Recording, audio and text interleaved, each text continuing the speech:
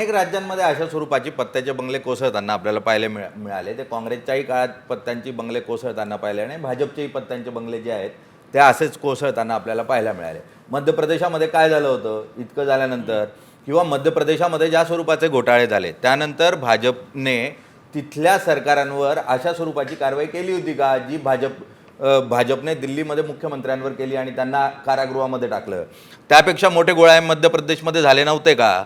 व्यापक घोटाळा झाला नाही का? व्यापक घोटाळ्यामध्ये काय कारवाई केली भाजपने भाजपच्या मुख्यमंत्र्यांवर?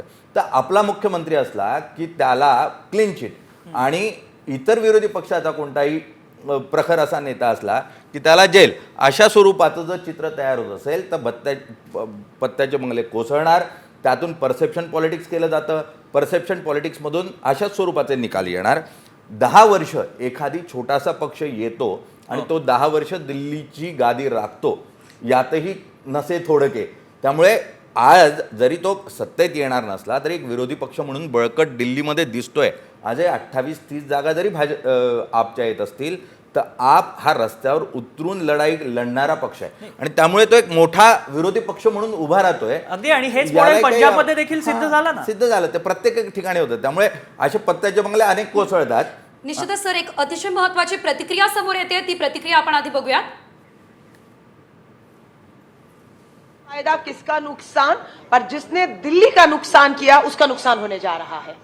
धन्यवाद धन्यवाद। बिल्कुल, लोगों ने मेरा साथ दिया और काफी अच्छी लड़ाई लड़ी और मैं वापस लौट रही हूँ 1 घंटे के बाद नाश्ता करके। बिदुड़ी जी तो देखिए आए भी नहीं, आप मुझे कह रहे मैं जा रही हूँ, वो तो आए भी नहीं अभी तक। सर, जसं तुम्ही आत्ता बोलत होते की एक परसेप्शन जे आहे ते भाजपने तयार केलेलं होतं, मात्र ईव्हीएम हॅकचा मुद्दा असेल, ऑपरेशन लोटस असेल, असे अनेक मुद्दे आपण गेल्या अनेक वर्षांपासून बघतोय।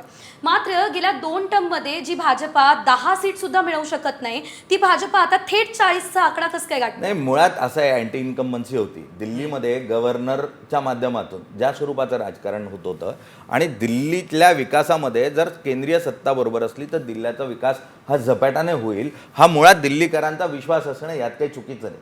म्हणजे महाराष्ट्रात पण दिल्लीमध्ये जर मोदी सरकार असेल तर राज्यातलं सरकार हे केंद्र सरकारबरोबरचं असावं आणि त्यातून विकासाला चालना मिळते, ही भूमिका काहीच चुकीची नाही मतदानाची। आणि त्यामुळे मतदारांनी साहजिक भाजपच्या बाजूनं कल दिलेला आहे। ज्या स्वरूपामधला विजय हा भाजप सातत्यानं मिळवत आहे, परसेप्शन पॉलिटिक्स आहे। इतकंच नाही, दिल्लीमध्ये कर्मचारी वर्ग सगळ्यात मोठा आहे, हां, जो साधारण 12 लाखाच्या आसपासचा पगार मिळवतो, त्याला ज्या स्वरूपामध्ये निवडणुकांमध्ये इन्कम टॅक्स बेनिफिट्स दिले गेले होते त्याचाही एक सकारात्मक असा उपयोग झालेला आहे। म्हणजे दिल्लीतला साधारण 30 ते 35% कर्मचारी वर्ग हा सरकारी कर्मचारी आहे, खाजगी कर्मचारी आहे, यांना एक खूप मोठा लाभ या निमित्ताने मिळाला होता।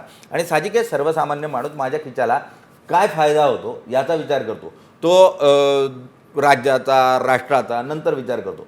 पक्ष म्हणून पक्ष अगोदर देशाचा विचार करत असेल, मात्र व्यक्ती, सर्वसामान्य व्यक्ती 1,500 रुपये मिळाले म्हणून मत टाकायला जातो आणि मग 6.5-7% मतं एक्स्ट्राचे एखाद्या पक्षाच्या वाट्याला जातात।